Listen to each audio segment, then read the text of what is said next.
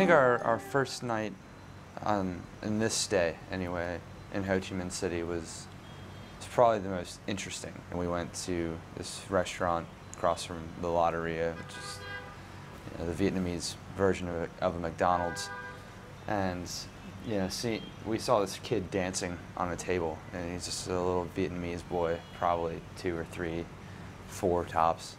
And his mom had brought him there, and he was dancing on the pool table, which sounds harmless enough, but then you have all these Westerners from Australia or Britain or the U.S. or just throwing money at him, and you kind of ask the question, this kid is I guess he's using his craft, so to speak, at the moment, but what does this do to a people when they're forced to? When I was 3 years old, I wasn't dancing on a table for money.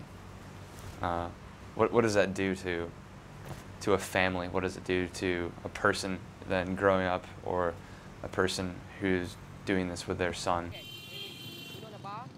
Well, another very similar kind of situation.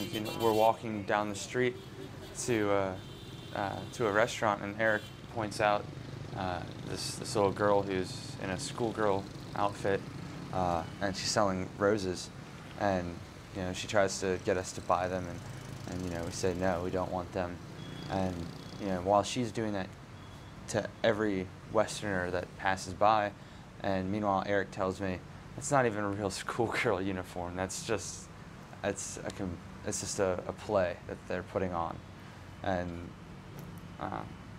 so you think about it, and in a way it's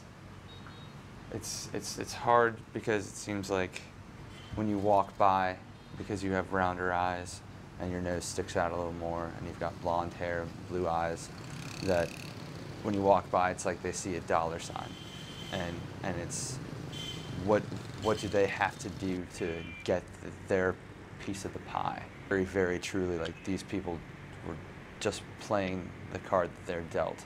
Like, they didn't ask to have this life. They didn't ask to be born in this part of the world. But this is just how life goes on. Like, you have things that are not ideal situations, but you can't stop and dwell on it, and you can't just, you have to make do. And it's really kind of, and I feel bad just saying it's hard to watch, because I'm a Westerner. All I have to do is watch.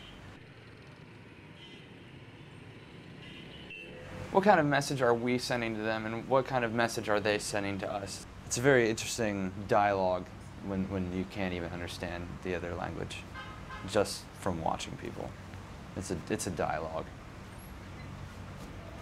I worry about a culture that, 500 years ago, they didn't have to do this to the Western world. It's a really damning thing. Like, they're trying to get into the rest of the world, so what are they sacrificing? What are the issues of equality within this country?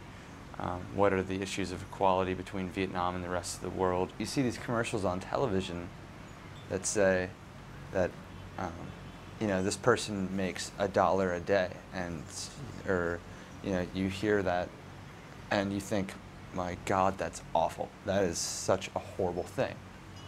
And then you walk down the street and you realize what $1 will get you here. So you ask yourself, is this really bad? Is this okay? If $1 a day will get you by, why do you need more? At the same time, they're working, just as hard as anybody else, it seems. So why would they get less? I mean, we talk about equality in the United States, and that's not equality. And that's something I'm still trying to kind of go through all the economics, I guess, of it.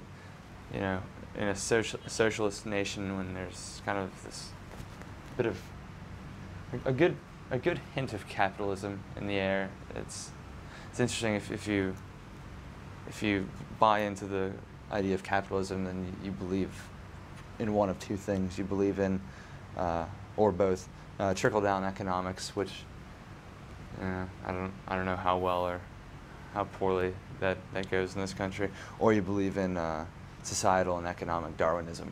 Like, somebody is going to lose here, and that's okay. That's part of capitalism. So, just the kind of question of who's winning and who's losing, who's going to survive, what kind of ideas are going to survive, or, you know, is there going to be enough of a trickle down? Is the money going to move? And, it seems like there's some money moving, but, you know, all the tall buildings have Western names on the top of them.